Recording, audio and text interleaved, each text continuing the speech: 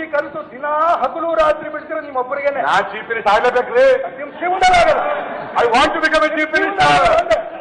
ಅದು ನಿಮ್ಮಿಂದ ತಪ್ಸಕ್ಕಾಗಲ್ಲ. ಅದು ಅದೇ ಪಾಠ. ರಾಜ್ಯ ಜನರು ಮಾಡೋದು ಅದನ್ನ. ಇದೇ ಪಾಠ ಆಗಿತ್ತು. I am telling you I want to become a chief minister of this state. ಆ ಪಾಠ ಅದೇ ನೀವೇ ಆಗ್ಬೇಕಾ? ಯಡಿಯೂರಪ್ಪನವ್ರು ಆಗ್ಬೇಕಾ? ಆ ಪಾಠ ಆಗಲ್ಲ. Why not me? ನಾನೇನ್ ಹೇಳಿದೆ, ಪ್ರತಿಭಾವಂತರು, ನಿಮ್ಗೆ ಅವಕಾಶ ಇದೆ, ಗುರಿ ಇಟ್ಕೊಂಡು ಹೋಗ್ತಿದ್ರಿ, ನೀವು ಆರ್ಸ್ಕೊಂಡ್ತಿರೋ ಪಾರ್ಟಿಗಳು ಸರಿ ಇಲ್ಲ. ಆಯ್ತು ನೋಡಿಯಪ್ಪ, ನಿಮಗೆ ಕೈ ಮುಗಿದು ಕೇಳಲ್ಲ. ನಿಮ್ಗೆ ಆಯ್ತಾ ಫ್ರೆಂಡ್ ಅಧ್ಯಕ್ಷಗಿರಿ ಉಳಿಸ್ಕಡೆ ಅವ್ರು ಖಂಡಿಸ್ಬಿಟ್ಟಿದ್ದಾರೆ.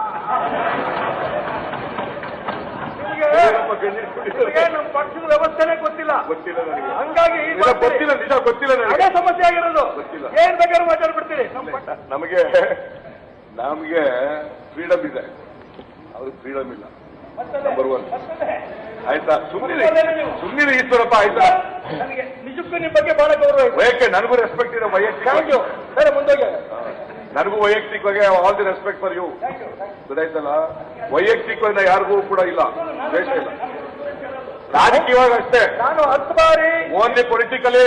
ಕರೆಕ್ಟ್. ನಾನು ಅದನ್ನೇ 10 ಬಾರಿ ನಿಮಗೆ ವೈಯಕ್ತಿಕ ಭೇಟಿ ಆದರೂ ಹೇಳಿದ್ದೇನೆ, ನಿಮ್ ಸ್ನೇಹಿತರ ಭೇಟಿ ಆದರೂ ಹೇಳಿದ್ದೇನೆ. ಯಾಕೋ ಆ ಮನುಷ್ಯಗಿರಂತ ಕೆಪಾಸಿಟಿ ತಕ್ಕಂತ ಅವಕಾಶ ಸಿಗ್ತಿಲ್ಲ. ಅವಾಗ ಅಲ್ಲಿ ಕುಡಿದ್ರು, ಇವಾಗ ಇಲ್ಲಿ ಕುಳಿತಿದ್ದಾರೆ.